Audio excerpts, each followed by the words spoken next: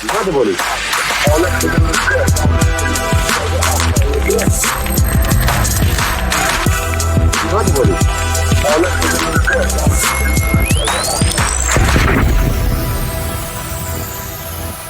everybody. Welcome back to another episode of Human Reaction. We are glad you're here with us. If you have been here for a while, we appreciate it very much. If you're new here, please like, follow, subscribe on whatever podcast platform you prefer. And if you'd like to become a member and get access to our exclusive content, such as the Skiff, our private members only show, go to humanreactionpod.com to find out how to do that. And if you want to come chat with us, come join our Discord. We have a link to our Discord down below, and you get to share some news with us, chat with us, and you get to see some dank memes like this one right here. We got Donald Trump. He's asking the kid mowing the White House lawn, do you want to be Secretary of State? Which seems very relevant to what we're going to be talking about here, David. Yes, sir. Is that a crude joke about Marco Rubio being a landscaper? I didn't even think There's an of extra that. layer here I did not even like- consider. I didn't think about that. Some people are saying it. I wouldn't say that. You would never say that. He's Cuban, not Mexican, right? Yes, that's Okay, correct. all right, Yeah. that's clear. So unlike AOC's I'm not gonna make a pronouns, guys, you ruined it. Unlike AOC's pronouns in her Twitter bio, we are not quitting you, audience. We are sticking with it. That did happen. Yeah, did happen. She's now a congresswoman too, not a congressperson. So. Oh, really? Yeah. Oh, yeah. wow. Yeah. We are so back. Nature is healing. We know that. All right. So we're going to go through Trump staffing 3, the Empire Strikes Back. We got a really mixed bag this week. It should be very interesting. Talk a little bit about why this matters so much and getting into the future of America first and the implications of these roles. Some of those important picks for the future of the country happened this week, and we're going to dive into that and who these people are, try to get you a good sense of why these matter. Sorry, before we get into all that, what is up with AOC changing her pronouns? Is it like, is the political calculus so bad right now that like they have to abandon these things and she's just like, yeah, getting rid of this nonsense? You know, one of the topics I was thinking about discussing, because some really interesting stuff came out in the Wall Street Journal and New York Times this week about how the Democrats are reconciling the election internally. Mm-hmm. We talk a lot about, because we typically lean to the right, the interdynamics of America first and how that coalition is forming. The history of American rightism, we don't talk about the left as much from the inside out. Yeah. And there's a lot going on there right now. There's a huge internal war. And I think a big part of that thread is the constituency of the kind of liberal elite that care about pronouns lost them the election is one of the interpretations, because it's so niche and because it loses the working class. I think we're going to see a lot more leftist, working class, populist type figures on the left moving away from that kind of rhetoric.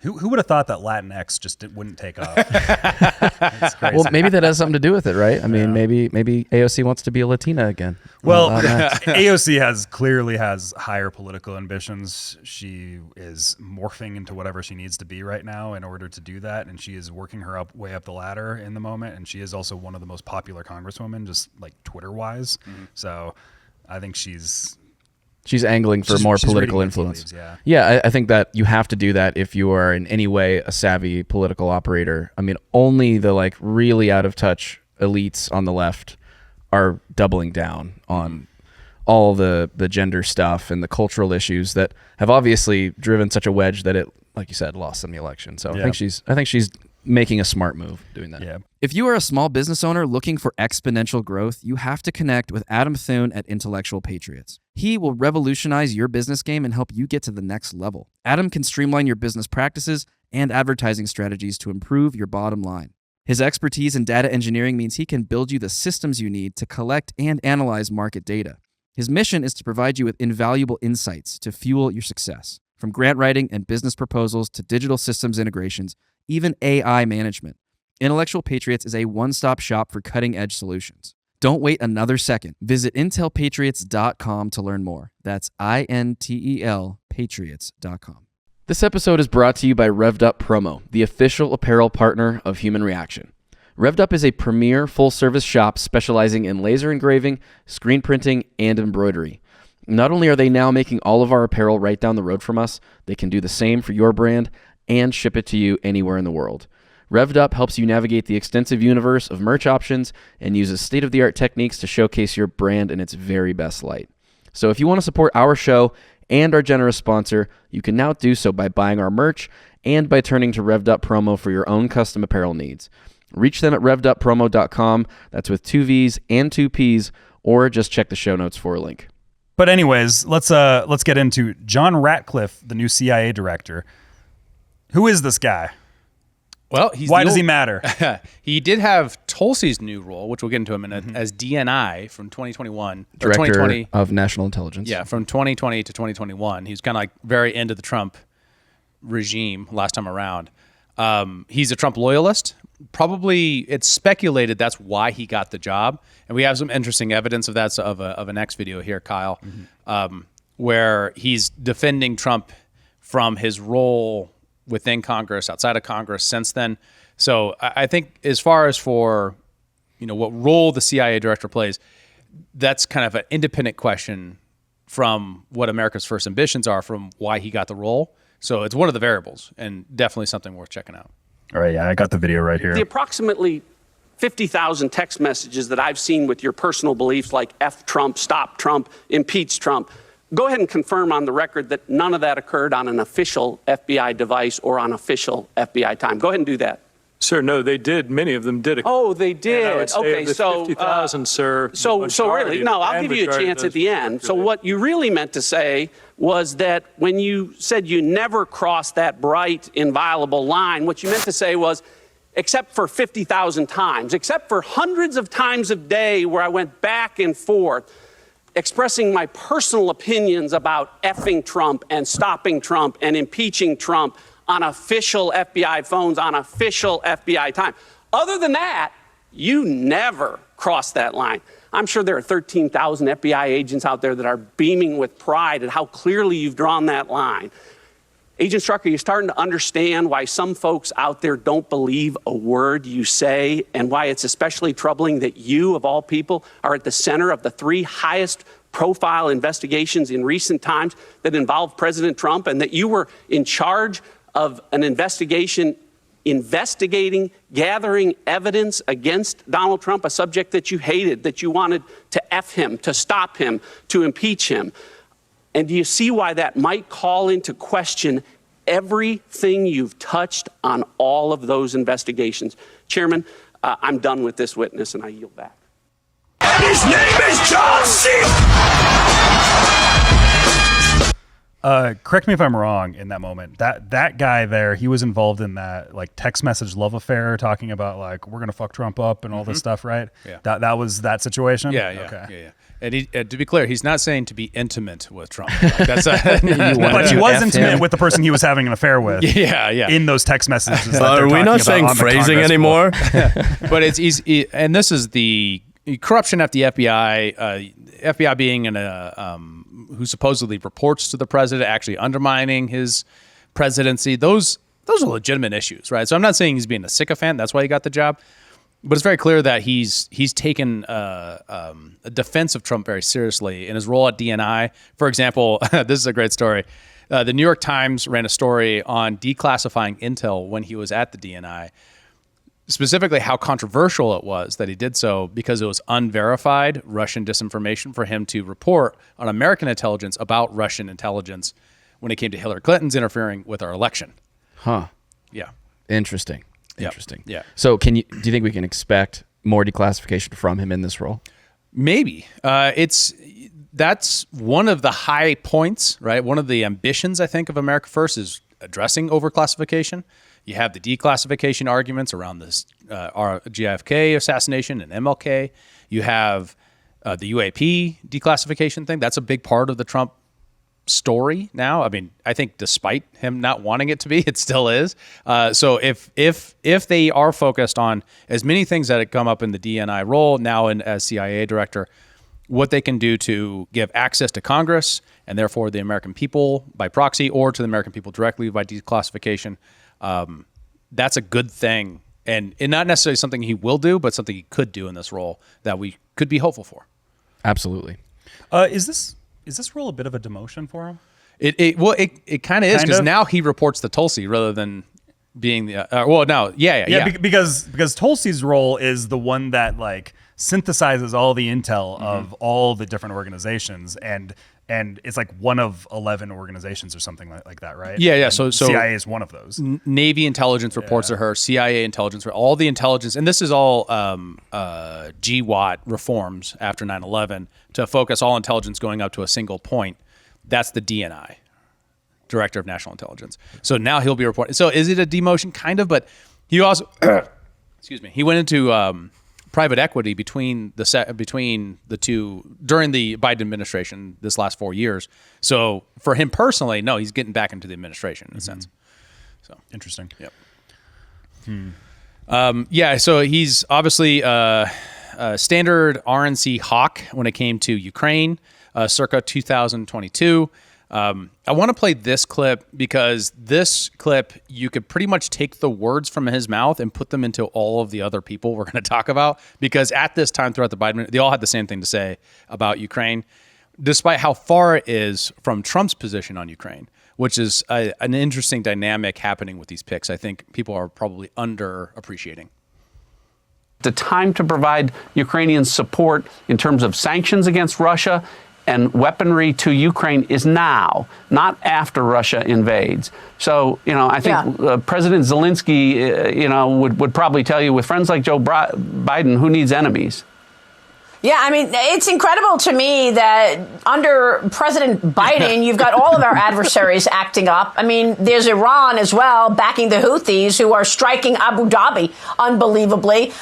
Let's talk about Iran for a moment, because we've had news there over the weekend. Secretary Blinken saying that the window is closing.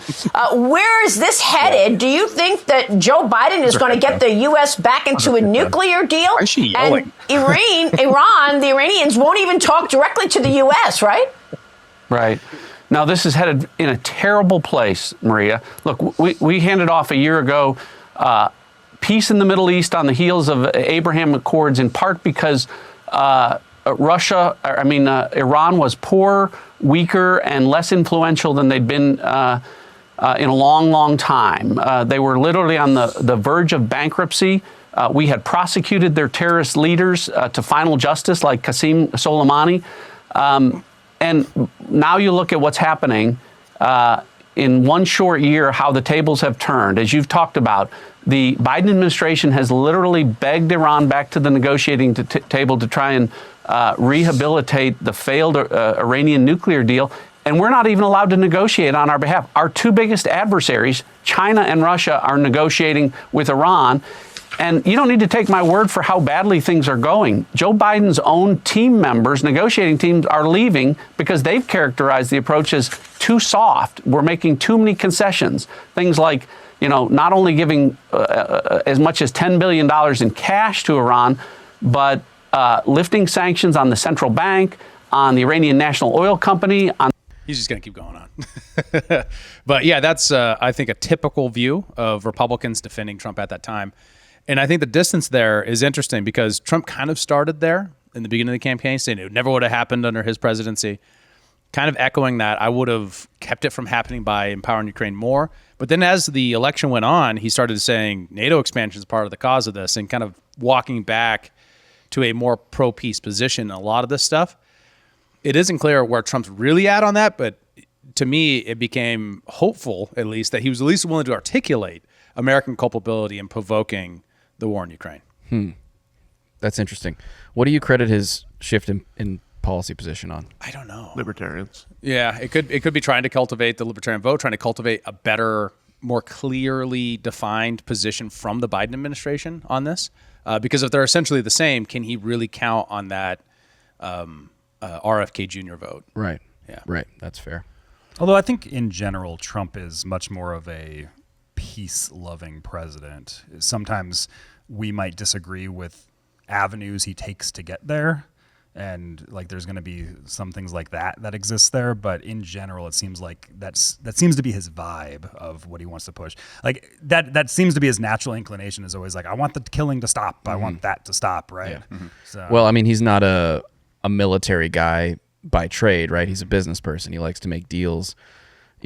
Business can only really be conducted well outside of a a war zone, right? So I feel like those two things are sort of at odds. That seems to be kind of, he just wants everybody to have a good time. that kind of seems to be what it is. Can't we just all get along and go play some golf? Let's just build some casinos and some golf courses there. Let's do this. Let's stop fighting all of each other. Yeah. But that seems to be more where his mindset is that kind of like economic growth prosperity idea. And it's possible that Trump, along with a lot of these people, have evolved on this issue of Ukraine over time as reality has set. And even like Walls, who we covered last week, there's some new tweets out this recently saying him reconciling with reality that they're not going to be able to push back Russia to the borders, that the Donbass is lost.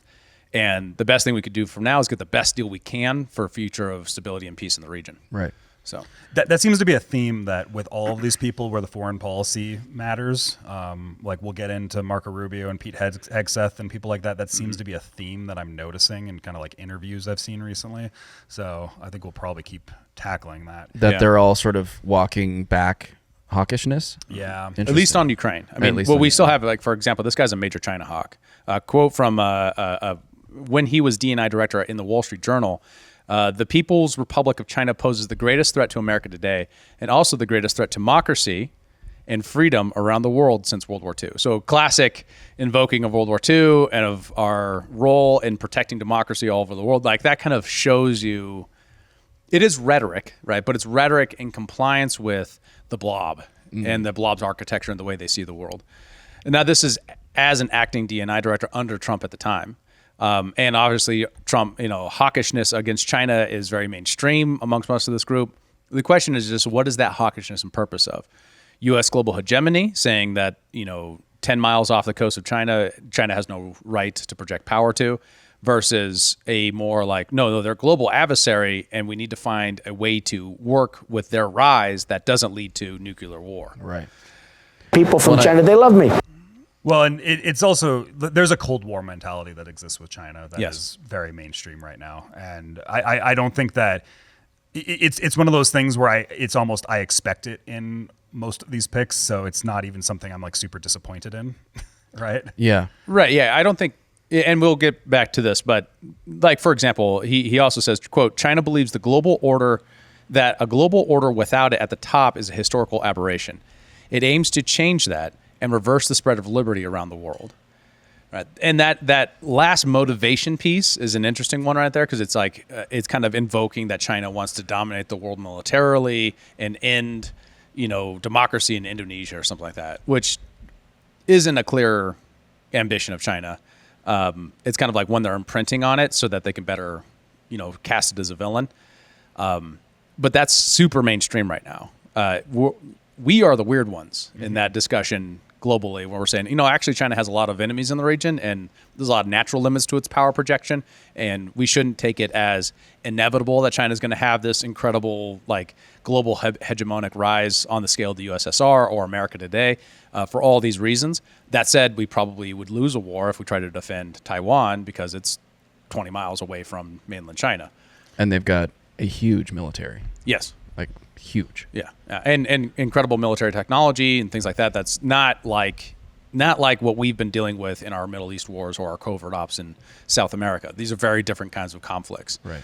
And that's part of like the strategic realignment question as well. You have a lot of people who are saying, we can't fight both Russia and China at the same time in a direct confrontation, much Russia, China, and Iran at the same time.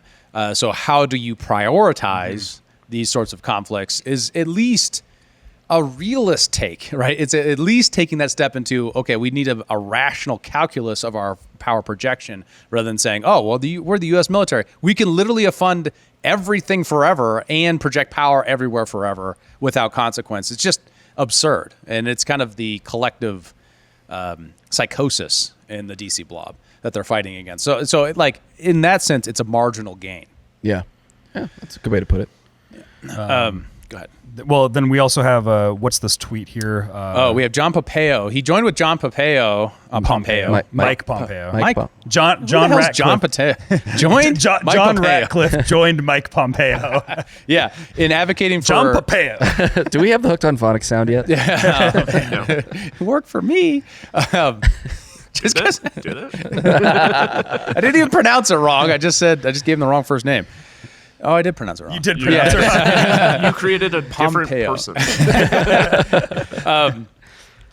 So do you remember the FISA fight last year? Yeah. Or back in the Trump administration? For folks that don't remember what went down. Briefly. Last year we had this fight, and it happened throughout the Trump administration, which was an effort to restrain warrantless wiretaps by injecting more FISA accountability into the process of surveillance agencies surveilling the public.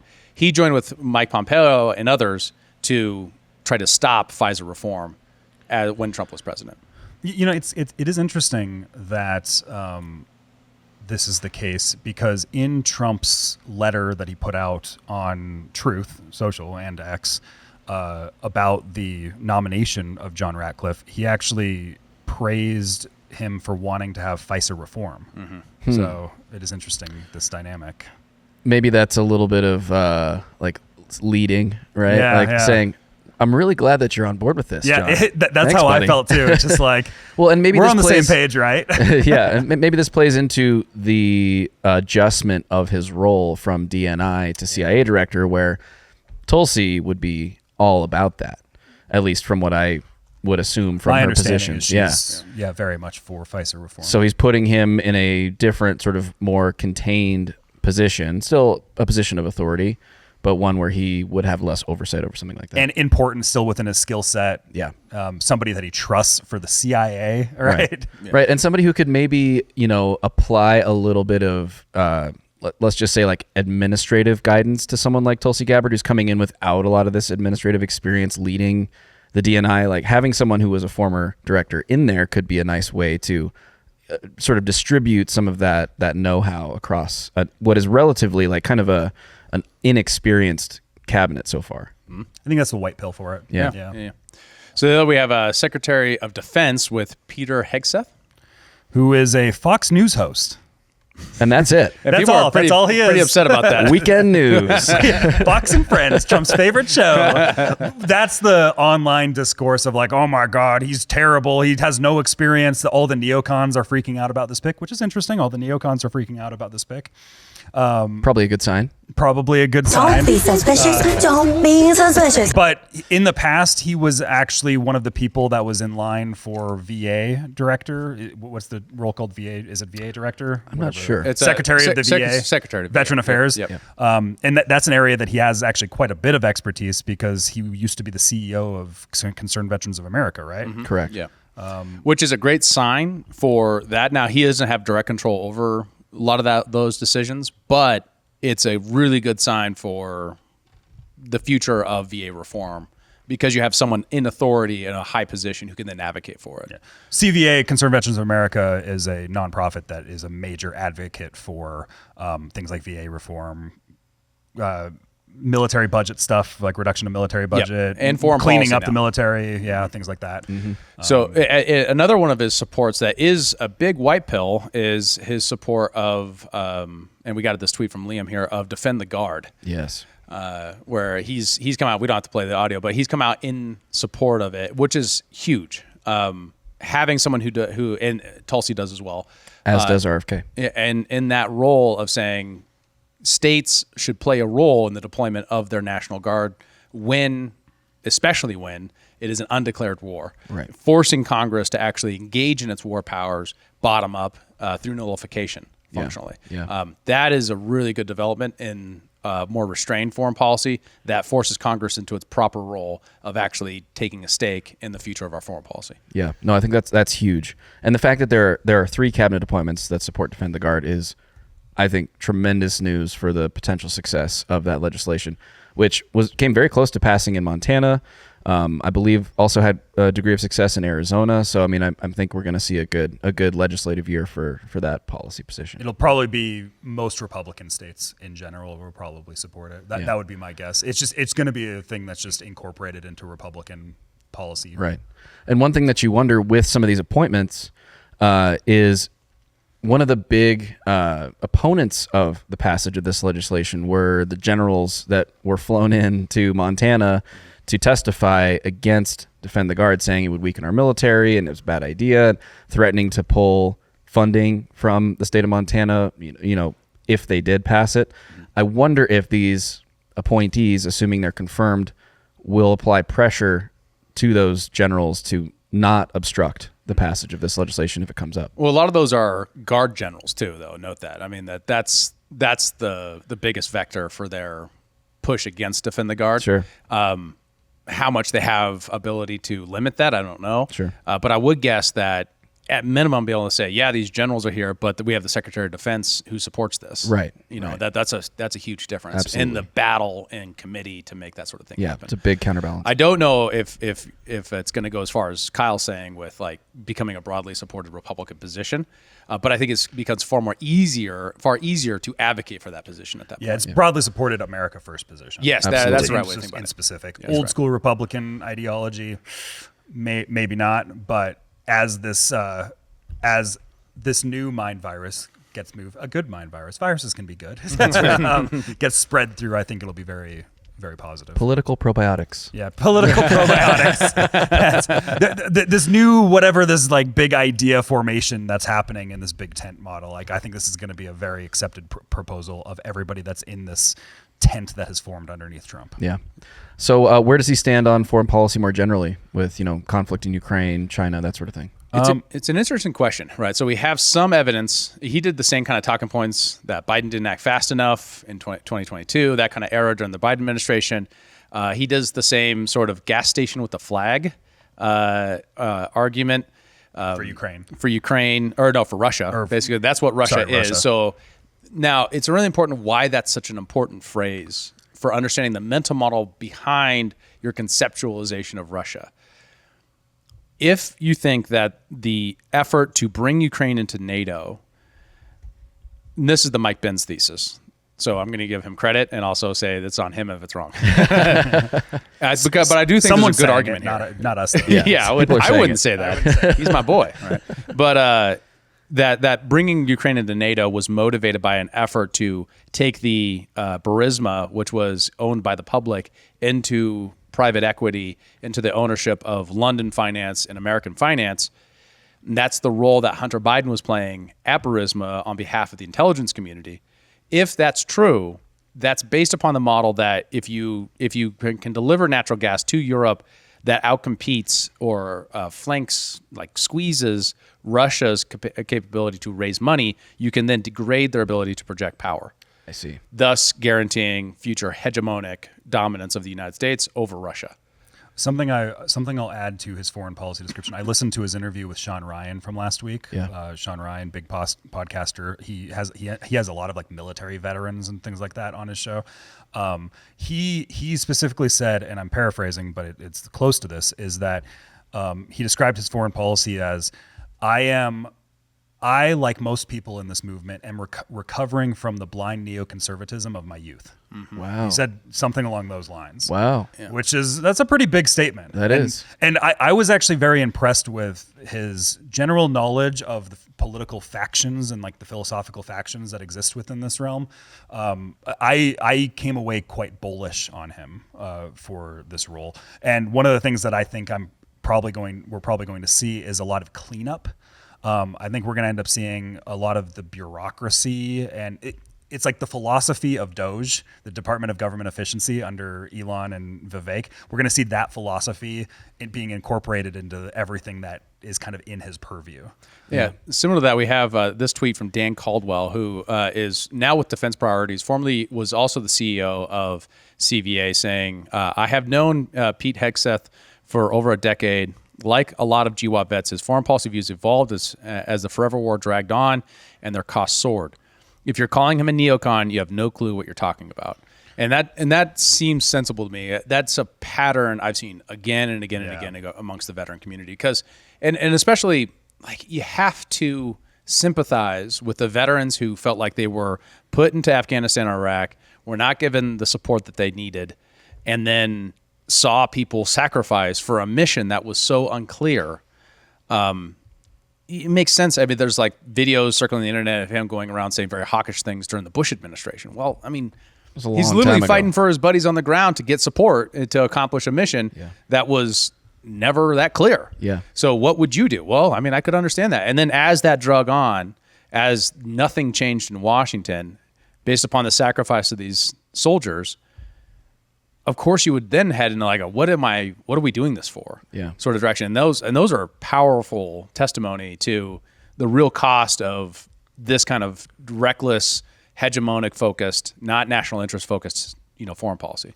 And I could see the withdrawal from Afghanistan being sort of a radicalizing moment for a lot of these figures as well, watching just the debacle that went down and how poorly that was handled. And ultimately, the whole mission ended in failure at that point, and we gave a bunch of weapons to the Taliban, and they're back in power. So it's like... And millions of dollars. Oh, yeah, absolutely. And I mean... And I think, aren't we still funding them? A couple billion, wasn't it? Aren't we sending money to the Taliban? That was reported in the Sean Ryan podcast some time ago. I got to do some research here. I still don't understand why. I mean, there are lots of programs for counterterrorism that buy off, governments. So it could be one of those programs. I'm not really sure. Yeah. I mean, it is something that you should blame Bush for, right? Ultimately, the confusion between the Taliban and Al Qaeda, right? We were there not to fight. I mean, Bush's mission was we're going to attack anyone these people who conducted 9/11 and anyone who sheltered them. And the complexity there comes in is if you've read Scott Horton, right? If you're familiar with his book, what am I thinking of here? Enough Already? Enough Already, Time to End the War in Afghanistan? Yeah, I think so. Yeah. If you've read that book and you take a deep dive onto the early days of the war in Afghanistan to the degree that the Taliban, tolerated Al-Qaeda, also tolerated when they were in the Mujahideen and we were funding them, offered to give up Osama bin Laden to us or to an ally that we could then expedite them to at various different stages of this, and then how the U.S. military under Bush, very specifically, was not allowed to capture Osama bin Laden when they could have.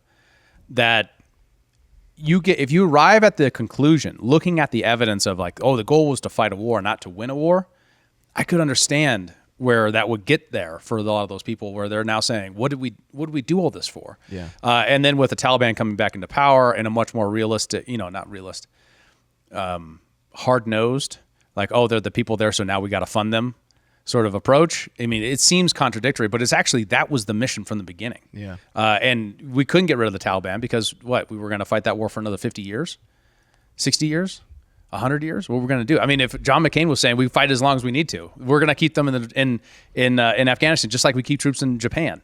Yeah. So that's the forever war problem right there, right? So it's dealing with reality. Yeah. Well, with this sort of recovering neocon frame, where does he stand on Iran? That's a good question. We do have some evidence of his Iran hawkishness as a media figure. Now, it is a very different role from being a media figure commenting on Iran versus actually being in charge of U.S. foreign policy when it comes to that. But we do have a clip here if we want to play it. I got it right here. You have moments, Steve, and I happen to believe that we can't kick the can down the road any longer in trying to prevent Iran from getting a nuclear bomb. They used the killing of Soleimani as an excuse to say, we're scrapping the Iran deal. We all know they were scrapping it anyway. So what better time than now to say, we're starting the clock. You've got a week. You've got X amount of time before we start taking out your energy production facilities. We take out key infrastructure. We take out your missile sites. We take out nuclear developments. We take out popular capabilities. Or take out a Quds headquarters while you're at it if you want. I understand that's not a popular idea. But I understand, I've been hearing that we believe that the Iranians are hiding missiles and weapons in some of these cultural sites, churches, of course they do. Mosques. This is what Islamists do. Is what they've done on the battlefield against folks like. Yeah. Pretty clear. Yeah. Pretty clear position there. Yeah. Well. And obviously the blog pushback was this person's unqualified, spectacularly unqualified, according to News Nation. Another one from Politico was, who the is this guy? So yeah, this is an interesting pick on several levels. Still a lot of questions to be answered. How he's actually going to do this role. An area that I want to just kind of bring out here, and it kind of echoes the Dan Caldwell tweet, is there's this instinct in a lot of people in kind of our realm, the libertarian realm, to just call everybody a neocon. anybody that's like even remotely hawkish on anything. And there's just kind of, and we got to be very careful of that because like neoconservatism is a very specific philosophical thread that exists. And what seems to be happening right now in the America First movement is almost like a new philosophical thread that exists where there's general like Cold War-ness that's happening with the China sphere, which Iran is kind of incorporated into the China sphere on there. But something that libertarians aren't appreciating enough in this America First philosophical thread of foreign policy is there's a lot of like wanting to clean up the military, make it more efficient, like get rid of all the bloat that exists there, get rid of the bureaucracy. There's even willingness to cut government spending as long as the military is like, it's like we have clear missions, everything's clean and efficient. We know what we're doing. Like if we're going to use military action, it should be strategic with goals, not these like weird abstract, like, oh, we're fighting terrorism, those types of things. And that's one of the areas that I think libertarians should be appreciating about this moment is like the Overton window is within this side, this camp has shifted so much more in our direction there. And like, I think there's a reason for white pills to be had with some of these picks in that regard. I completely agree. And I think, just shifting to the next pick here, who is also a white pill, Tulsi Gabbard, who we mentioned previously, has been nominated to head up as Director of National Intelligence. How do you guys feel about Tulsi? You excited? Love Tulsi. Oh, that's great. Been following her since she became a congresswoman when she was still a Democrat. I used to always consider her the one good Democrat. Right. And then she's the one that got purged from the Democrats. And Imagine that. Well, because she's a Russian asset. She is an Assad toady. Yeah. Do you guys want to do that? I kind of want to. Here, I'll pull Barry Weiss. It's right I'll here. pull the Barry Weiss. Yeah. So there's this old clip, and it's getting brought back around. Right? They're literally copying this talking points from the Hillary Clinton campaign when Tulsi, killed her, figuratively annihilated her on the debate stage. Yeah, on the issue of foreign policy. Yeah, and some context here. This is when she was running for president as a Democrat.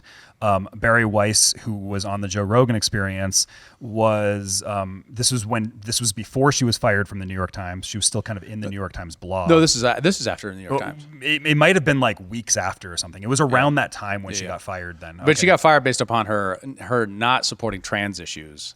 It wasn't because free speech stuff. Yeah. On college campuses. Yeah, right.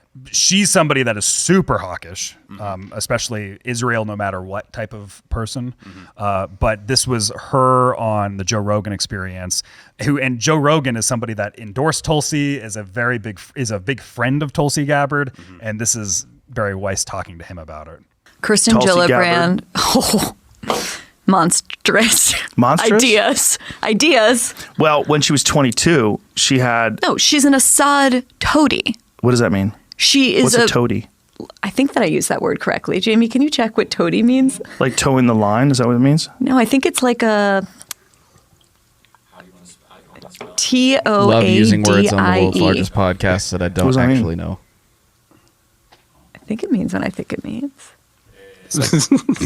Very confident. You're full of shit today. Toady. Definition of toadies. A person who flatters or defers to others for self-serving reasons. A sycophant.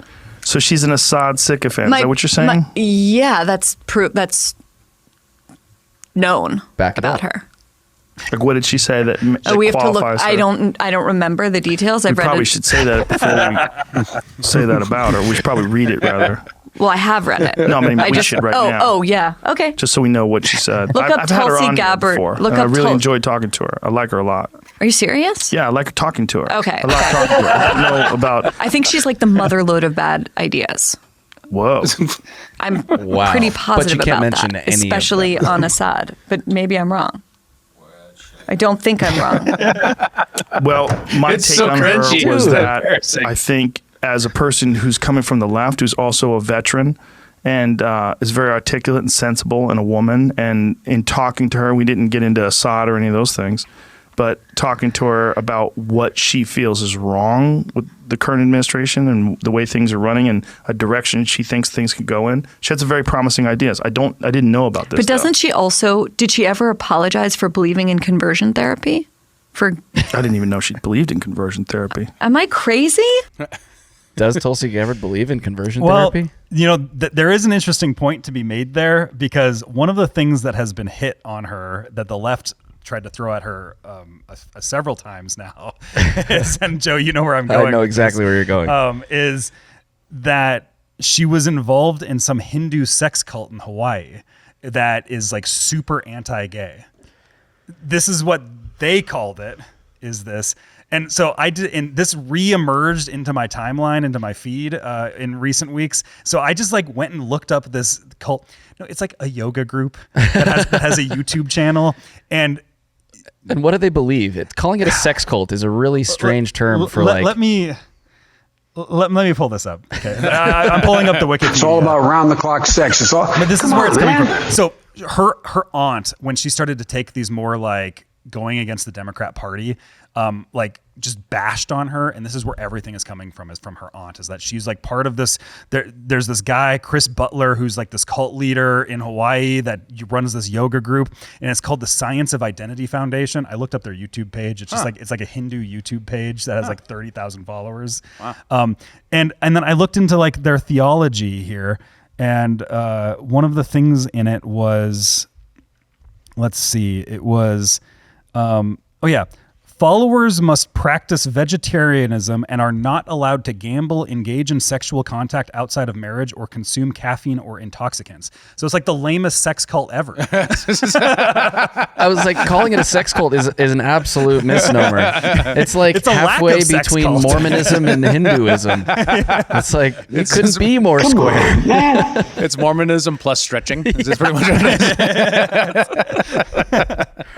But Butler, the guy who leads this, the criticisms are Butler's teachings include condemnation of homosexuality, hostility towards Islam, and skepticism of science, and that engaging in bisexual relations could lead to pedophilia and bestiality. That's what alleged. And then he even denies a bunch of these allegations. So, wow. But apparently somebody reported that he called men within the thing the F slur for gay. That's something that will get us censored. And then women, the C word. I see. And she was a part of this group, apparently. Well, I'm really excited to see who it is in the Senate that brings this up at our confirmation hearing, because this is going to be a hilarious conversation. All right, so Kristi Noem. Yeah. Before that, is there anything else? Like, we're generally positive of the Tulsi Gabbard pick? Yeah. I overall, especially for DNI, I mean, this is the person who was literally on a watch list during the Biden administration. For what reason? Because of that. And real quick, Assad, reason why that's controversial, and the reason what you call the Russia toady and Assad toady, was because Hillary Clinton was running a campaign based upon her actions as Secretary of State under the Obama administration, where she, and this is according to Obama, her war, the one that she got to do, think about that for a minute, but the one she got to do was Syria, which put us in direct confrontation, because Syria and Russia have a longstanding relationship, with Russian forces. And using literally Al-Qaeda, giving them weapons, Al-Qaeda of this area, like the branch, the local franchise. It's like McDonald's, but terrorism. Giving them weapons to use against Russian assets in Syria, as if that was a sensible foreign policy. And like I think when we covered, I had described it as a 7-sided war. That's how complicated it was. Wow. And it's so ridiculous. It's such a terrible blob smear campaign against Tulsi Gabbard, who has more reason to identify with the institutions of America than Hillary Clinton does. Are you kidding me? I mean, she actually put her life on the line for this country, unlike Hillary Clinton, unlike Barry Weiss, unlike all these people who are criticizing her, saying that she's a betrayer of the American, project, just because she doesn't want a war with Russia over who controls Syria. What are we talking about? Yeah. Well, and I just to add a little extra layer of context to that too, is one of the reasons where the Assad toady stuff comes from was, as Congresswoman, she went and met with Bashar al-Assad in Syria. And the neocons really didn't like this, because it was when all of the stuff was going down about, like, I think it might have been when Trump bombed the airstrip, like, there, which was like the only thing he basically did in Syria, and that was like his most presidential moment, according to the to the media, was bombing an airstrip in Syria. But then in the debates during the presidential election, she destroyed Kamala Harris, and that's when Hillary Clinton came out and said that she's a Russian asset. And so then the neocon blob and that's around the same time that this Barry Weiss clip came with. I see. So you kind of see That she's from the New York Times. You have all that, Yeah. and you can kind of see the track that exists there. A bunch of Hillary's staff went to Kamala too, didn't they? When she was running the first time, so yeah, Kamala was Hillary 2.0. Yeah. So well, she was somebody that was very much selected. It was like her and two others that were selected as like these are the young fresh people. These are the next Obamas. Right? Go yourself. Yeah. Kristi Noem as Homeland Security Director. She shot her dog. Well, next. She was almost a VP candidate. Then her autobiography dropped, her memoir, in which she describes this dog that she shot and a goat because she's such a badass. Like that's what it was. It was meant to be like, I'm so badass. I'm a powerful woman type Yeah, right. If a dog is annoying, I go out and I shoot it. Yeah. And like the universal response was like, what the fuck, you psychopath? What are you doing?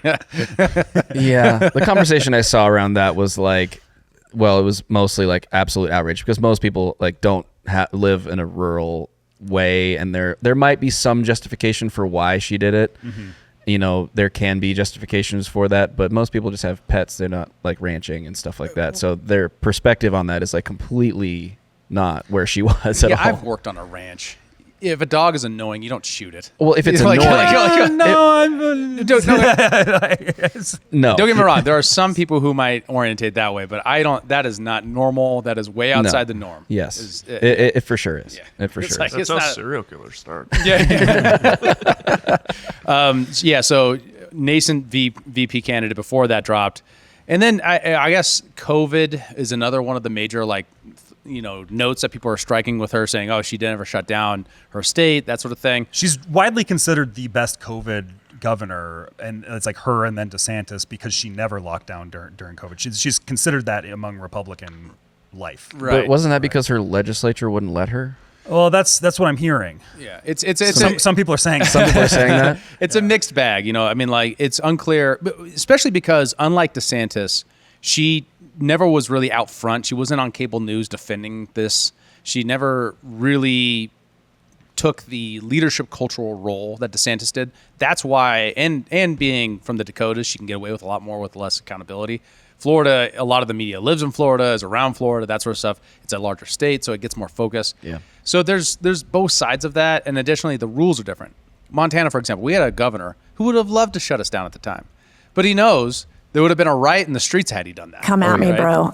Yeah. I mean, our stuff was so minimal because all of our stuff came out with but you can still go outside. Because if you tell Montanans you can't go outside, people will have guns in the streets within days. You know what I mean? So like, if you tell Montanans they can't go outside, that's the first thing they will do is go outside. Exactly. Just to say they can. Yeah, exactly. Well, there's also these things, and it's just kind of like, There is this love affair that exists with Republicans and Kristi Noem, I think because of the South Dakota dynamics. Like she made a name for herself during that time. Mm-hmm. But I'm aware of several bills that she signed into law in South Dakota that makes me have this kind of like, did she just kind of ride this wave? And now, because like she signed into law this central bank digital currency bill. Mm-hmm. There was like a bunch of like anti-Semitic hate speech bills that she signed into law. Yep. There's a bunch of things like that where I'm like, I don't know if I actually trust this woman. And although that being said, for Department of Homeland Security, it's like the policy positions that she signed into law aren't that big of a deal. So like I don't really care that much about it. But it's just kind of like understanding who she is like I'm a little bit more hesitant with her. And I think she's just somebody that rode the COVID wave into everybody loving her, right? Yeah, so she kind of has this conservative reputation, but is it earned is the question, right? And there's a big difference between I'm good at running as a conservative, as a Tea Party type, versus actually being that person once you have power. And that's a very different calculus. And I think that applies to Kristi Noem in a lot of ways. It also applies to our next person, Marco Rubio, who was selected to Secretary of State. Now, much to the chagrin of all the libertarians and America First Republicans. Right. So just to talk about some of the roles here. So Homeland Security is like your preparedness, making sure that our infrastructure is resistant to cyber attack. That's Homeland Security. Running the TSA contracts and running the TSA itself, that's Homeland Security. It's the person who is most in charge of like the robustness of America's defense in the homeland. That sort of role is mostly administrative, not policy, but there are policy decisions within that. I think people can be reasonably concerned about. With Marco Rubio as Secretary Protect of your State, dogs. He basically came in on the Tea Party wave. Like, he was a Tea Party darling. At that time, you have to understand that the Tea Party didn't have a clear foreign policy, right? At Tea Party rallies, there'd be like Bush's meme, do you miss me yet? That sort of thing was there. It's mostly a pushback against Obama than it is a cogent philosophy. And that's maybe what separates the Tea Party from America First in a lot of ways, which has actually formulated a more clear foreign policy point of view, a more clear governing way of looking at the world, other than we're spending too much and the deficit's bad and taxation's bad and these sorts of broad conservative worldview outlooks, which was more informative of the Tea Party. Now. What? Like I said, I rearranged shit on the Stream Deck, so that's where the turn page button was. Oh, got it. Fuck. No problem. So the upside is that Marco Rubio is not going to be charged with the DOD. So that's a win as far as I'm concerned. Thank right? goodness. Yeah. Yeah, it's more diplomatic relations. Yeah. Is what the Secretary of State role is. And the downside of the diplomatic relationships is that this is where U.S. mercantilism comes into play in a lot of ways when it comes to putting pressure on behalf of economic interests. And Marco Rubio gave up the ghost on that a long time ago. He's become a major figure of the blob as far as I'm considered. You can count on him to be pro-life and to vote on tax reform, but in the Secretary of State role, there's so many better candidates out there for that. That's where it's most disappointing to me. I'm not looking at the DOD pick as like, oh, this is a disaster. Marco Rubio is probably the worst of that group, in my opinion. I have seen reports that he has similar to what we've said, is a lot of people have changed their tone because of the realities on the ground in our foreign policy. And I've seen the reports that he kind of privately behind the scenes has shifted his positions in a lot of ways more towards the America First foreign policy dynamics, even though he's been maybe one of the most hawkish Republican senators that exists. And he's, all of his committees are intelligence and things like that. Mm-hmm. So it kind of matters in his role because he's on those committees. So to me, I have a sense that this might be kind of a compromise pick that exists here. Mm-hmm. I think there's people that are way worse than Marco Rubio. Like I'm seeing a lot of people that I like saying that he's no different than Liz Cheney. I'm not entirely convinced of that. I disagree with him mightily on foreign policy, but I feel that this might be a bit of a compromise. I don't know if we would have gotten anybody better than Marco Rubio through the Senate for this confirmation, right? Well, there's some other interesting... And there's other interests, too, that exist in the big tent here. There's a lot of people, especially when it comes to Middle Eastern, Israel politics, that this is their biggest issue, and these were big donors for Donald Trump. Right. The Adelsons gave $100 million.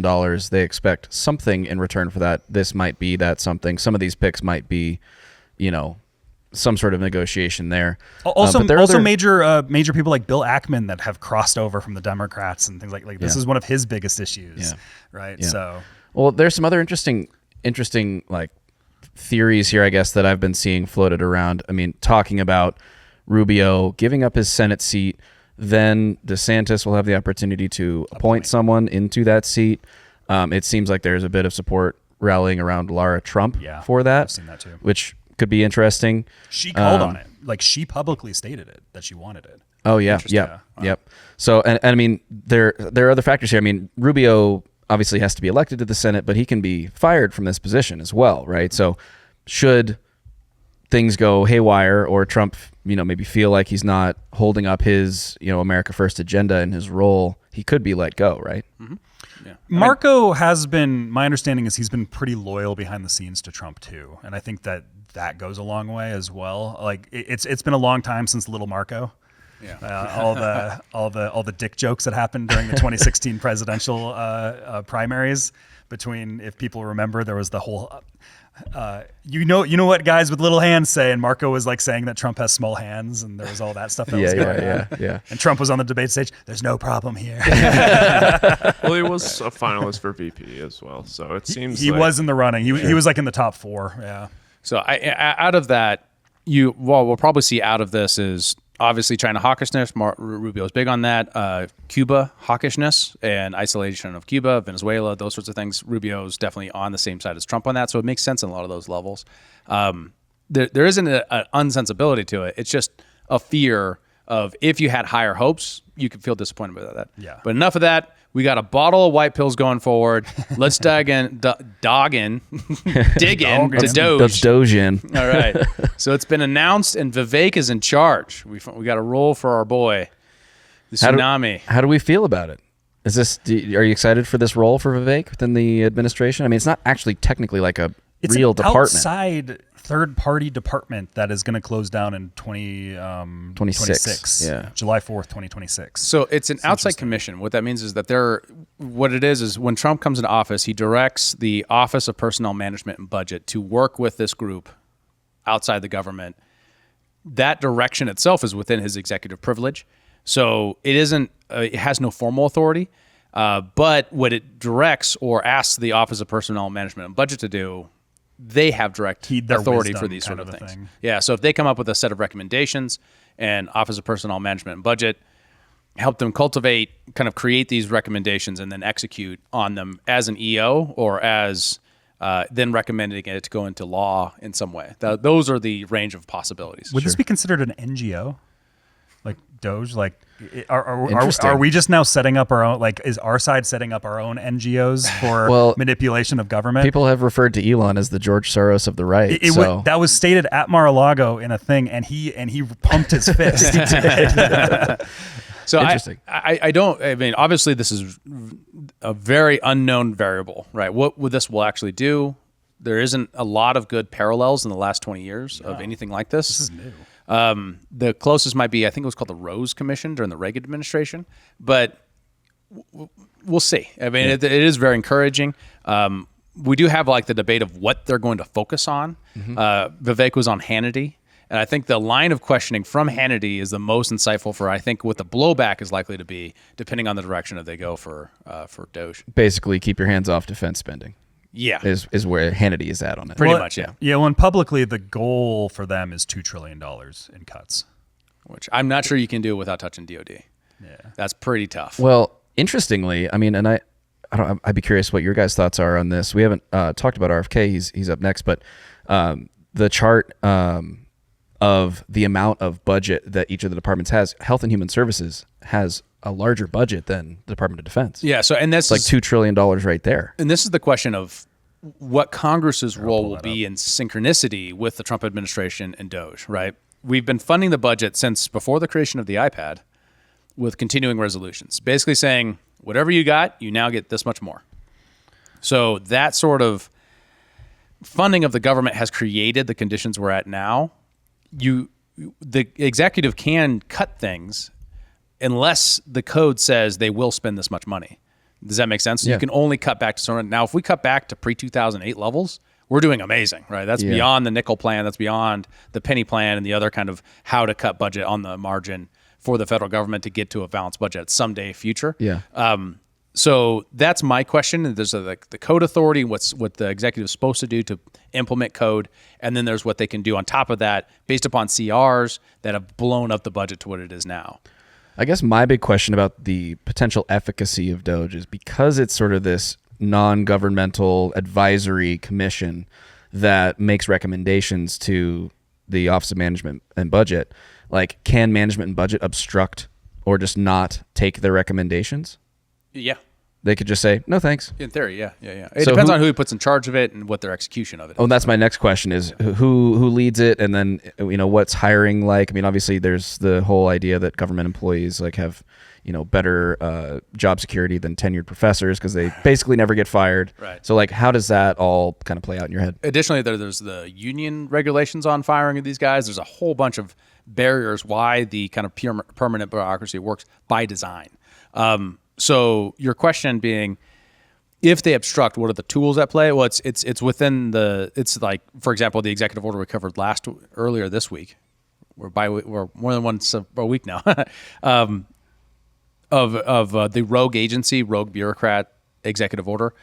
If you're taking a direct instruction from your superior to implement something, that is something as a fireable offense. right? Is what they're interpreting that as. So in theory, you could get fired for that. I wouldn't suspect Office of Personnel Management would be the people who would be most likely to do that.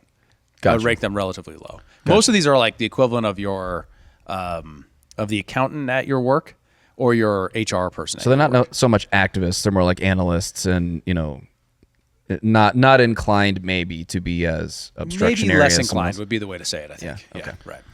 Something I do want to add to this too is they launched their Twitter page last week, and within 24 hours they got 1.5 million followers.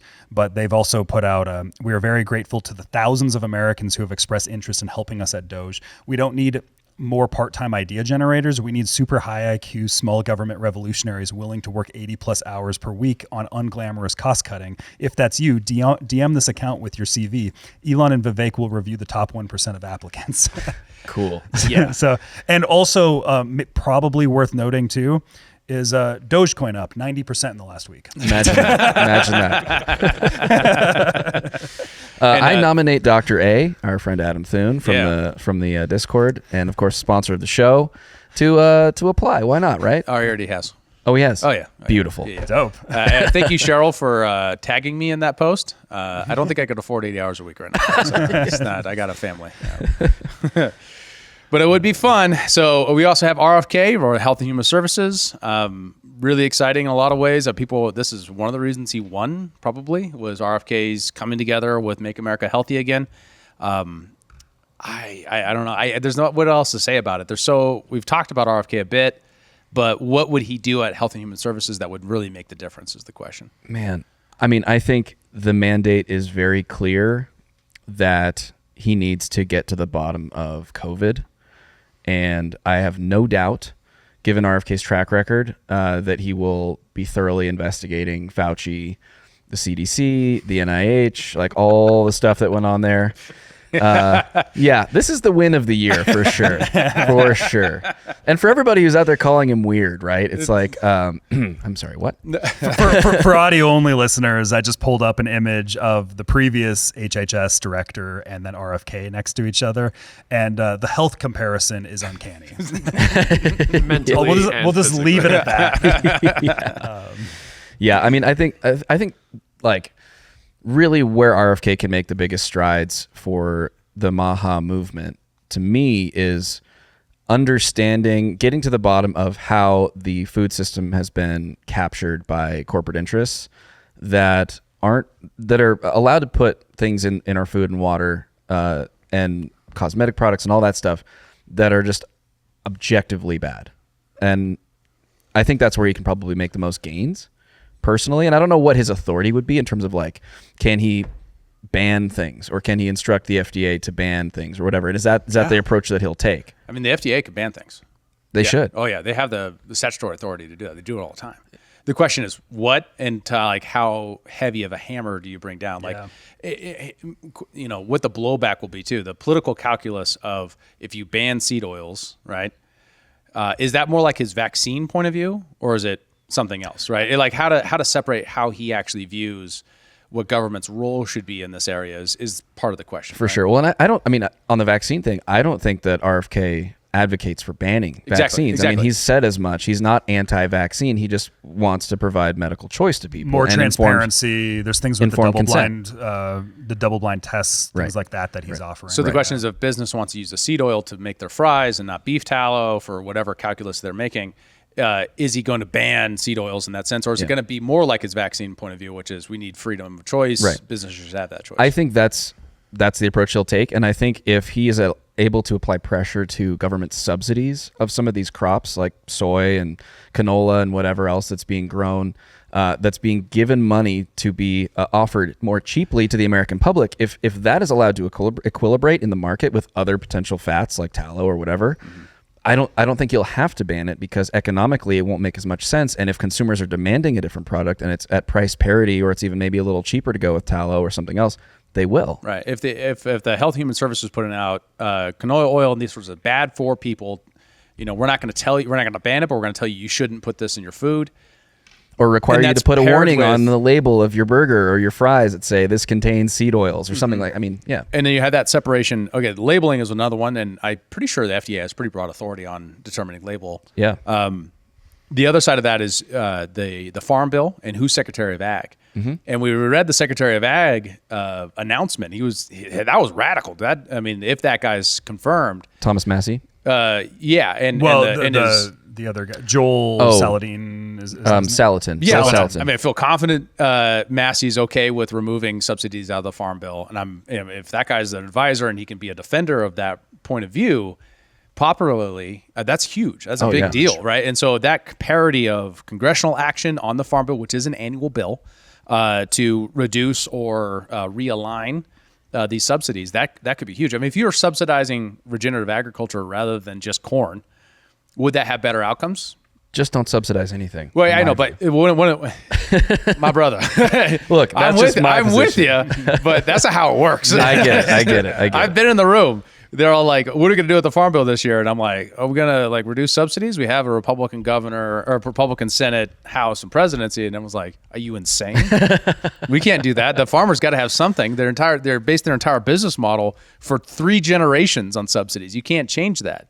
So, well, that would be interesting to see how they could approach that, and how DOGE might look at that and come up with some alternative solutions. And I don't think you can undervalue the synergy there. That is actually a tremendous opportunity with real outcomes that could help Americans, and operating in the reality that we're at, where we have a Farm Bill that's going to come out, and the separation between the Farm Bill and CHIP and all the actual value there is synergies with Massey and then RFK in this role. CHIP being. Sorry. CHIP is your subsidy for states to then fund nutrition programs for children. Gotcha. And the poor. Yeah. No, I think there's a lot of potential good that can come from that. It's probably what I'm most excited about for this administration personally. But no, I think that's you're great. A health nut, Joe. A little. Well, and I'll actually say too is RFK has persuaded a lot of people towards his side that I would have thought completely unpersuadable. A lot of people that for the last 2 years have been telling me how awful RFK is. He's basically a socialist, all this stuff. Like a lot of people in the kind of the conservative libertarian space and are now kind of like, maha. Yeah. in the last 2 months. And I think RFK has rebranded himself somewhat too. He's moved in a more libertarian direction in a lot of ways as well. He's an LP member. Yeah. That's right. Yes. He did. All right. And actually kind of speaking about that in a sense is one of Trump's big promises that he made to both the libertarians and also to the Bitcoin crowd was that he was going to fire Gary Gensler of the SEC. And Gary Gensler yesterday put out his quasi-resignation letter. Oh, really? He put out this, we have remarkable staff and we protected all these people, blah, blah, blah. He did his whole thing. You're full of shit today. But yeah, no, he puts out a statement that's essentially suggesting his resignation. It wasn't an official resignation, but it's like the writing's on the wall. So that's really good news. He's undercutting Trump. We can't say you're fired because he's just going to leave. Ouch. We don't know who. Take that, Trump. It's like, you can't fire me. I quit. It's like, basically. But you can't. We don't know who the new SEC guy is going to be, but everything's looking very positive. Markets, obviously, extremely positive. Bitcoin went to $93,000 this week. It's now kind of come back down a little bit. But and then minutes after this letter went out, 18 U.S. states filed a lawsuit against the SEC and Gary Gensler for massive government overreach and trying to completely stamp out the crypto industry. Montana was one of these. Austin Knudsen was on there. I saw our friends at Frontier Institute tweeting this out too. After I told them that this was happening. Nice. I love you, Kendall. So super dope to see that. But then also some bad news that's happening in this realm is Shane Copeland, the CEO of Polymarket. Polymarket kind of got a massive name for being the prediction market that everybody was looking at when it came to polling, and everybody's like, Polymarket got it right, polling's kind of getting it wrong, like that kind of narrative's going on. He got raided by the FBI a couple days ago and his phone taken. And I actually got a tweet here. I didn't pull this other tweet, but he tweeted out "New phone, who dis?" a few hours after this. But he tweeted out, "It's discouraging that the current administration would seek a last-ditch effort to go after companies they deem to be associated with political opponents. We are deeply committed to being nonpartisan, and today is no different, but the incumbents should do some self-reflecting and recognize that taking a more pro-business, pro-startup approach may be what would have changed their fate and this election. Polymarket has provided value to tens of millions of people this election cycle while causing harm to nobody. We're deeply proud of that. I'm also proud to say that the future of America, and in particular American entrepreneurship, has never been brighter. In the face of adversity, we build Eagle." Eagle emoji. Eagle emoji. Elon Musk tweeted Indeed underneath it, but So the rationale here is Polymarket obviously had some whale jump in kind of before the consensus was that Donald Trump was going to win, signaling a Donald Trump win. So it was kind of a wag the dog sort of operation that was accused of by a lot of corporate press on Polymarket. It was Toad on our live stream. On our live stream, dude, he bet on Kamala. For those that weren't there, this was late into our election night live stream. We had Toad on from Tower Gang, who was pretty funny. Not pretty funny. The guy was hilarious. Yeah, he was hilarious. But he was sitting there betting on the election, and he went on the American competitor to Polymarket. Polymarket can't operate in the United States, right? Like they can't offer services because the SEC and the CFTC, because of regulations, because you are trading a market of cryptocurrency in order to make these bets. It's not like you're betting on like sports betting. It's like, this is an actual market. You're buying things at this level, and then you can sell your positions and things like that. And in order to use it in America, you're geo-blocked if you're using it in America. So people that in America use VPNs. And one of the things that kind of happened in this is something that I've been paying deep attention to, and I've blocked a lot of people on Twitter because of this, is there appears to be several people, the crypto industry at large, probably about 90% of the crypto industry was very in favor of Donald Trump. But some of these like holdouts that are Kamala people, and they're trying to defend Kamala's going to be great on crypto, all this stuff. And the people that just have total Trump derangement syndrome, apparently a bunch of them. And I saw leaked DMs. I'm not going to say any names right now. Like, I'm just kind of like, I know some people that were involved in this. And I saw DMs. We're working with journos and journalists and people at the CFTC trying to expose American whales that were betting on Polymarket because Polymarket can't go to American citizens. Mm-hmm. And there appears to be an effort to exist to shut down Polymarket before the election because of how much sway it was having on the election. I have preemptively now blocked several people that I was mutuals with that seem to be associated with this. Interesting. But that is the dynamics that were happening. You got to keep those people at bay so you don't get banned again. Yeah. Well, but it's just one of these things where there's a lot of people in this industry where just like, there's people within this industry that were being informants on this thing, on something that's just like such a zero harm nonsense that you can't use this in America. Totally. Right. I mean, I could see the argument that it's not zero harm if you're on the left and you're seeing, highly capitalized individuals come and dump a bunch of money on this market to try to make it look like Trump's winning by more than he is. Although I'd be curious to know, I mean, throughout most of the pre-election period, what were his numbers at? I mean, they were like relatively close. It was like 65, 45, somewhere in there. Like it's about a month out, right? Right around when absentee ballots dropped. There was this huge boost to the Trump side of that without any seeming landscape change.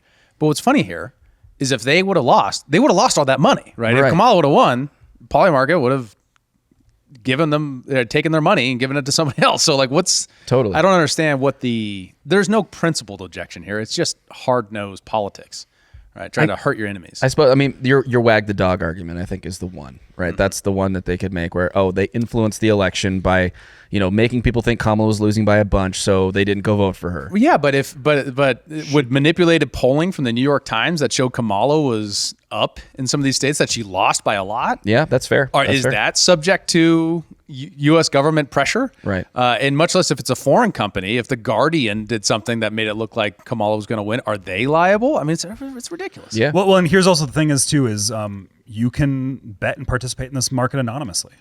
All you need is a MetaMask wallet in order to sign into Polymarket, and it'll geo-block you if you're a United States citizen. So all you really need is a VPN. You can just say you're in Ireland or something like that, and you can be in here. But like, you don't have to sign up your email address or anything. Like, you can be anonymous on Polymarket, and that's, I think, one of the areas where people are very.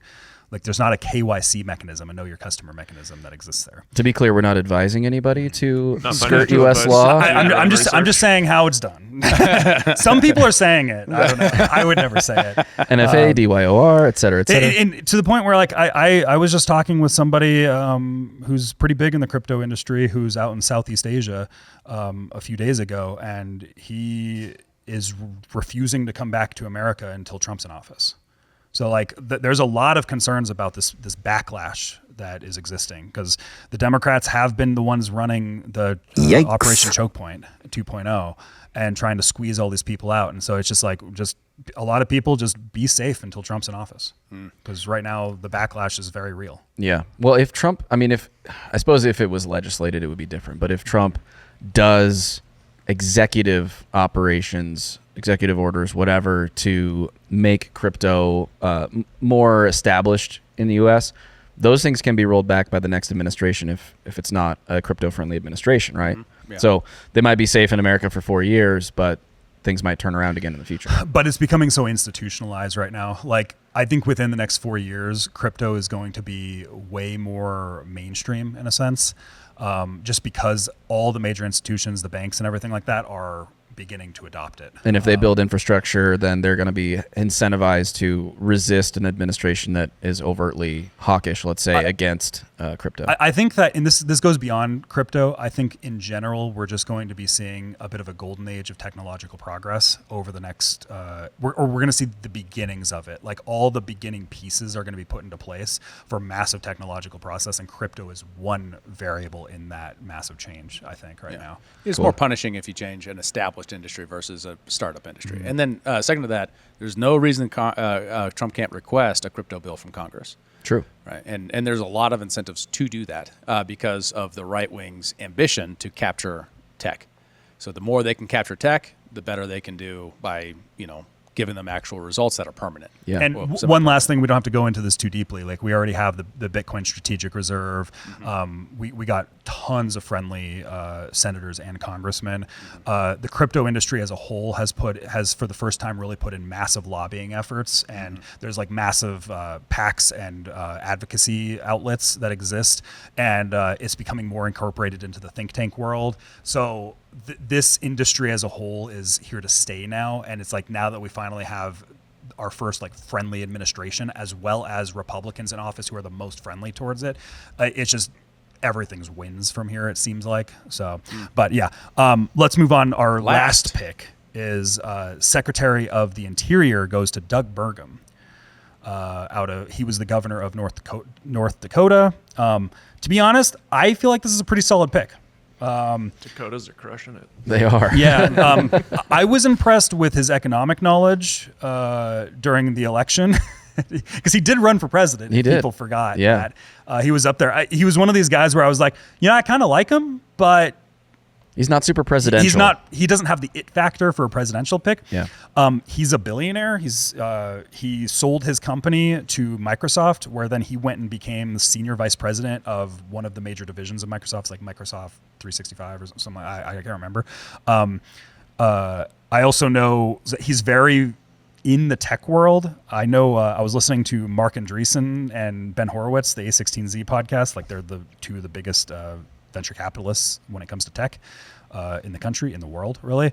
And Mark Andreessen, who I'm a huge fan of, was saying that Doug Burgum's basically his best friend. So I think that's also a positive development there. Yeah. So picking a guy from the Dakotas who understands Western issues, the Secretary of Interior has the most effect out west, everything west of the Mississippi. We're talking public lands, natural resources, Native American affairs. That's all interior. So a person from there who understands those issues, I don't know enough about him personally to see what his if he has like reform-minded things about that, but his policy positions there are more likely to be better than not. And I would say, just first glance, it looks like a positive pick. Yeah, my understanding is that he's done exceptionally well as governor, especially on the economic end. And when we're talking about North Dakota, we're talking about natural resources, For sure. which is, and this is one of the major things for the Trump administration is natural resources, energy. Drill, baby, drill. Drill, baby, drill, combat inflation with drilling.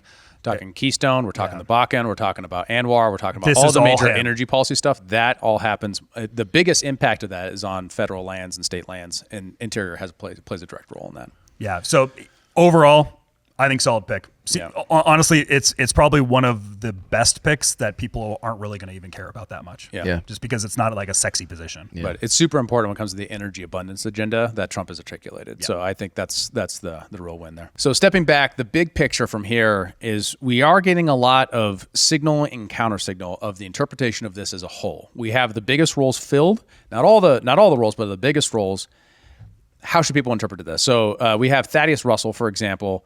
He tweeted out his reaction, which I think is pretty indicative of, I think, that point of view. You voted for Trump and you're getting the Bush administration, which I think is that's a non-typical sort of take from the more radical, not libertarian camp, but just radical anti-establishment camp. You have Robbie Suave. We're getting libertarianism in the sheets and neoconservatism in the streets, which is, I think, funny. Pretty funny. But you're in how, and then Dave Smith was on Unheard. He basically said that this is just a whole bunch of bad picks except for Tulsi. How should people, stepping back, kind of assess this overall?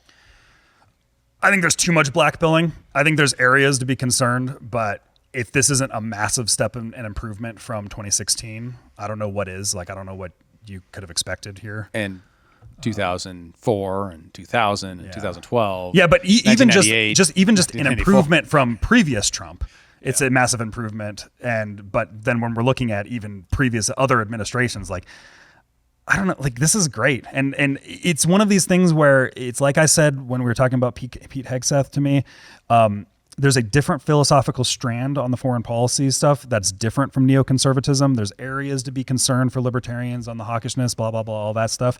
But I don't think that we are going to get perfect libertarian wins there.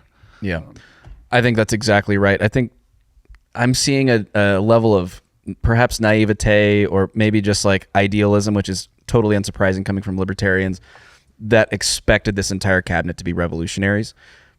I think that we should be excited about the positions that we got. The RFKs, Tulsi Gabbard's, even Pete Hegseth to a degree, Thomas Massey if he comes on at Ag, Vivek and DOGE. I mean, there's so many wins here. To expect to have just like swept the whole board, I think is just not realistic. And stepping back and looking at like how the chips have fallen here, assuming everyone gets confirmed by the Senate, it's a really, really great position to be in. I think the strategy should be, at least in part, is marginalism, right? You get the next thing you can get, the next best thing you can get on the margin, rather than we get everything we want in the first go. If you look at the change between here and every other administration we've had since Reagan, these are good things, right? Totally. Overall. And there's also a resistance I see amongst anti-establishment people of all stripes to not celebrate your wins. Totally. And that creates a culture, like your internal culture, of nihilism and despair, and you just can never win because you never get perfect. That is the wrong way to think about it. You should think about it in terms of what is the marginal win we got this time, and how do we build on that in the future? Right. And there's nothing, I see this as very promising, although not a slam dunk, but very promising on so many levels. If you overweigh Israel and China in your foreign policy calculus, saying, I really expected a different Israel-China policy from the Biden administration, I don't know what you were consuming. What were you looking at in the last 2 years? Right. Because broadly, the change there hasn't been what it's been on Ukraine. I personally think Ukraine, as much as I sympathize with the Palestinian plight, and I totally get that, and I don't want to fund that, as much as I'm there with these people who express this concern right now, we are this close to a nuclear war with Russia. That right now, as far as I'm concerned, a win there is a tremendous difference that we should celebrate in this moment. Yeah. Given that we have Ukrainian skeptics in a lot of these Ukraine war skeptics in a lot of these roles, and people who are more likely to reinforce in the court dynamic, right? We're all sitting at a big table and Trump's at the head dynamic, and we're discussing what we should do about Ukraine and a deal on the table. There's going to be far more voices there that are anti-blob than any other time that I've seen since I've been alive. Yeah. So why wouldn't you take that moment and maintain that position of positivity and say, we need to own this win and say, this is good. One more thing than that. If you're a non-interventionist, meaning I want the Ron Paulian ideal, and the steps to get there are probably, in order to take all the institutions and move them that direction, you're not going to get there in one leap. The next step to there is probably realism, and then a restraint past that is restraint, and then you get to non-interventionism. So we have to own the realist moment next. That's the future here, where we can say it's impractical for the United States to do all these things. So how do we prioritize? Yeah. Once you get that space and you say, okay, we now have a priority. Now, how do we restrain our impulse to use violence to solve these problems? And can we find another way using other tools? And then lastly, we get to the point of our job is not to police the world and to globally dominate everything. Our job is actually to ensure the future prosperity and peace of Americans. And once you get to that place, then you've won. But we can't see that we're going to get there right away. Right. No, I think that's a really great summary and a great outlook as well. Celebrate the wins. If I was to, assuming everything kind of goes and meets expectations, some of this requires Congress and Senate and whatnot. I think that Trump is going to have massive victories domestically, and there's not going to be a whole lot of change foreign policy wise. I think we'll probably end up seeing the Ukraine stuff get cleaned up rather well. Middle East will kind of just continue going on business as usual. I would suspect, unless there's some sort of massive provocation somewhere, we're probably not going to go into any new wars. We'll end up seeing a lot of efficiency and cleanup in the military that makes just kind of the military overall better. The interventionism stuff, like, I don't expect massive changes to happen there. So but overall, my expectations have been met. Like everything, I'm not really overly surprised by anything. All the things that I thought was going to be good are going to be good. All the things I thought were going to be milquetoast are milquetoast. Yeah. Right. That's exactly where I'm at right now. For sure. And I'm more positive than negative. Absolutely. Yeah. No, I think we all agree on that. Oh, another thing too is Trump truthed out. He specifically that Jamie Dimon will have no place in his administration, which is kind of funny. Yeah. JP Morgan Chase, CEO, who's massive lobbying efforts in DC, basically lives in DC full time. And it was definitely angling for it. Yep. And you could tell by the media interviews. So we do have still people who haven't been placed yet from previous Trump administrations. We're going to wait in the wings. We have Kash Patel, and that looks really interesting, right? And we can go there. And we saw the VA secretary. VA choice was a big win for Trump last time around, and I don't know if I have to describe that policy because we've done it before. Yeah. But and then lastly, I mean, I'm most excited about where we're going to go with this very important pick, which is the ambassador to Puerto Rico as Tony Hinchcliffe. I think it's a really important role that is yet to be filled. Someone's got to clean up the floating island of trash, and it will be Tony Hinchcliffe. Brought in record Puerto Rican votes. Absolutely, yeah. You did. So a couple of the other things I do want to talk about, if we can, I know we're run a little bit long, is some of these other rationales, right? So like this is the Bolton rationale, right? You bring in Marco Rubio because he's a crazy person, right? Or you bring in Bolton because they're great, and then you get the compliance that you want. I don't know if that makes sense for Secretary of State in this case. I don't know if it makes sense for DOD pick because he's moving in a more restrained position in a lot of these things. But that said, having someone with a DOD background and things like that do give you lean credence to like we are willing to use force when appropriate. Yeah. These sort of like balancing acts and then compromises with the outside, you have to take as a given because the presidency isn't run the way we idealize it, right? It's run as a coalitional thing in order to maintain support and maintain a picture of American congruency over time to the outside world and then internally. You can't make huge changes really quickly. Not that I wouldn't say you should, I think you should, but it's very difficult to do so. So these are gains on the margin that people should appreciate. Absolutely. Something we kind of glossed over the Kash Patel pick. He was one of the guys that I think everybody was expecting to go CIA director before Daniel Radcliffe came in. John Radcliffe. We got Harry Potter as CIA director. Daniel Radcliffe. You can tell the episode's running along when Kyle recommends Harry Potter for CIA director. Trump has officially started the Ministry of Magic. It's the Ministry of Truth and Reconciliation. It's the ministry. Expelliarmus. Expelliarmus. Good luck getting back to your topic. Radcliffe as FBI director, maybe. John Radcliffe. Yeah, no, as Kash Patel. Oh wow. Kash Patel is somebody who's been a Trump loyalist and who's pretty solid, but I think a lot of people are angling for him for FBI director now. Yes, and the way I understand that mechanism to work is Chris Wray would have to resign or be fired by Trump post-inauguration in order for Kash Patel to be appointed to that position. That's the way that one works. So that is why he hasn't been put into that spot yet. But I think that would be really, really interesting for him to get that spot. And a Ministry of Magic headed by Harry Potter would be fantastic too. Maybe that's for the Department of Education role as we kind of talk about maybe reinstituting Hogwarts into the system. I think that makes total sense. Absolutely. Corey, get on it.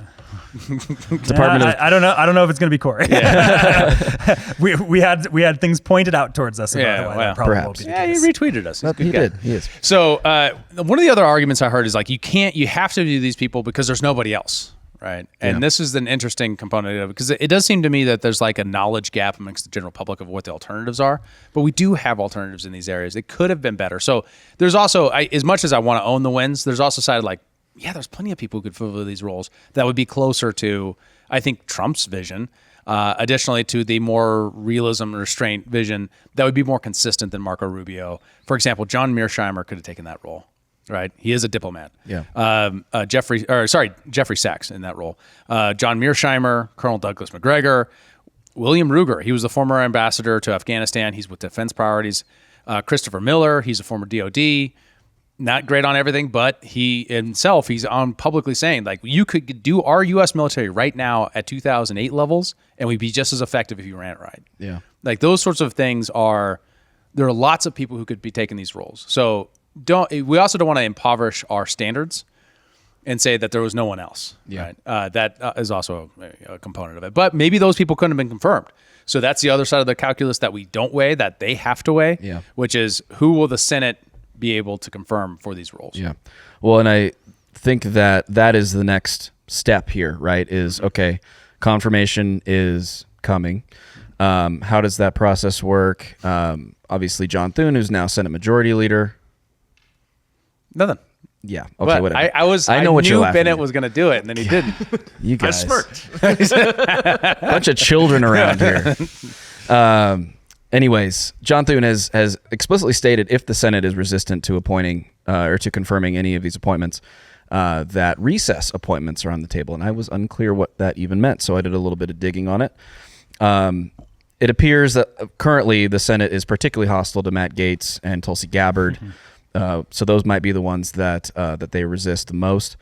A recess appointment. Oh, we didn't even mention Matt Gaetz. Was he early this week? We didn't mention Matt Gaetz. Mention him. I don't think we've ever met. I don't think we've mentioned How on any dare episode. we? Yeah, he's going to be AG. He's going to be AG, and that's going to be fantastic. Yeah. Well, not if John Bolton has his way. This is true. Yeah. This is true. Well, we'll have to maybe circle back on that one because how did we miss that? That's crazy. Really quickly. So the president's cabinet requires confirmation by the Senate. A recess appointment under Article 2, Section 2, Clause 3 of the Constitution is an alternative method of appointing officials that allows the temporary filling of offices during periods when the Senate is not in session. These days, this process is seemingly a little bit controversial. It's used as a political tool to temporarily install an unpopular nominee by sidestepping the Senate's role in the confirmation process.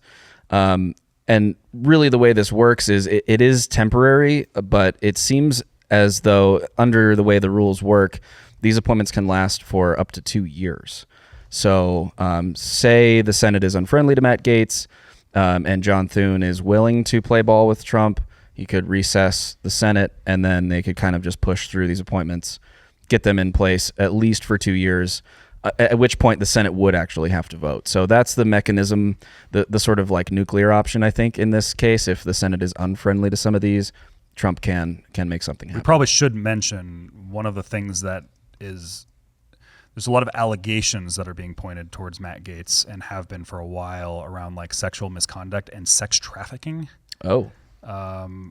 That they've been trying to do something about like a 17-year-old girl or something like that. I'm not too clear on all the stuff that's going. It seems very Kavanaugh-y. Seems like he's been kind of just like battling off these like these allegations for a while now since he's been in, and it's just kind of like I think it's one of those things where he's really not liked amongst his peers because he's kind of one of the most Trump loyalists, but also like conservatively radical.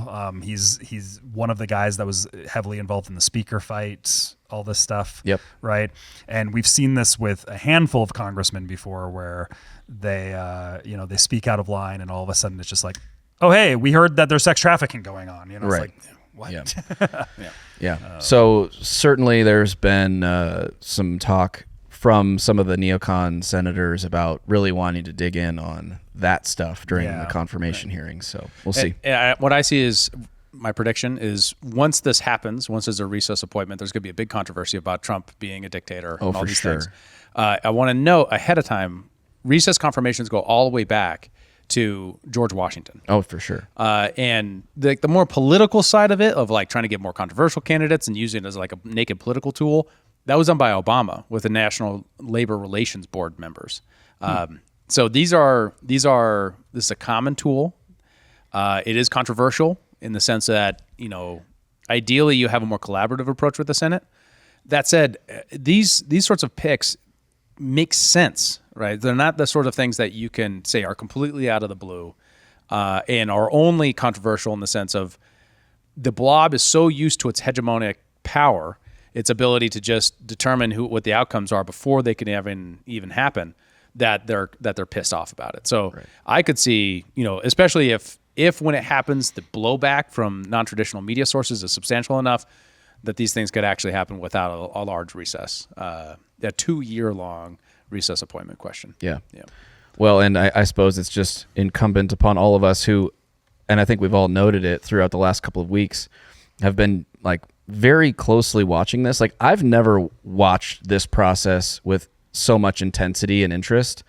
And I think that that's true of a lot of people. Like I'm not sure that there's ever been a time where this has been such a public process where X is just ablaze every time a new appointment is announced, and people are Googling, who they are and looking up their background and retweeting clips of their statements and really understanding who these people are in this process. Even the corporate press is giving more attention to this than any other time I've ever noticed, right? So even if you take out the variable of social media, it's incredibly consequential for all the reasons that have been set up by the fact that Trump's last run was so undermined by his own picks and staff. So I think that's a big deal. Well, a lot of these people that are getting selected have been the most interesting people in politics of the last few years. True. Right? Tulsi, RFK, Vivek, Elon, Yeah. all of these people, they are kind of the center of attention, and it really is kind of this Trump bringing forward this Avengers team of all the political dissidents together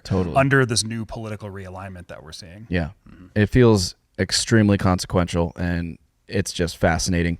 And I would encourage everybody to stay in tune, stay involved. And I mean, like, as the confirmation hearings start to happen, like, put pressure on your senators if they're speaking out against somebody you want to see appointed, or the inverse. Write them an email. Oh yeah, and absolutely compliment and praise the behavior you want to see repeated. You don't want to see Marco Rubio? Maybe he doesn't have to be the pick still. Yeah, yeah, he can be fired, as we noted. Yeah. All right, guys. Well, hey, this has been a great show. Thank you for sticking around for this extended episode. Lots to cover. We really appreciate you. If you'd like to become a member of the show, support us, and get exclusive content, go to humanreactionpod.com. We'll be stepping into the skiff next, and we'd love to have you join us for a deep dive on a very interesting figure by the name, the moniker Mencius Moldbug. Curtis Yarvin. Yarvin. He's kind of retired that name. Oh, okay. Yeah. All right. Well, you're the expert, not me. I still like it. It's fascinating. It's going to be a really great talk, and we look forward to seeing you there. Thanks a lot. Yo, you did such a great job. Thank you. Thanks for tuning in to Human Reaction. Please be sure to like, follow, subscribe, and give us a review on your podcast platform of choice. And if you want to become a member and support the show financially, check out humanreactionpod.com. And remember, About to go Avada Kedavra myself.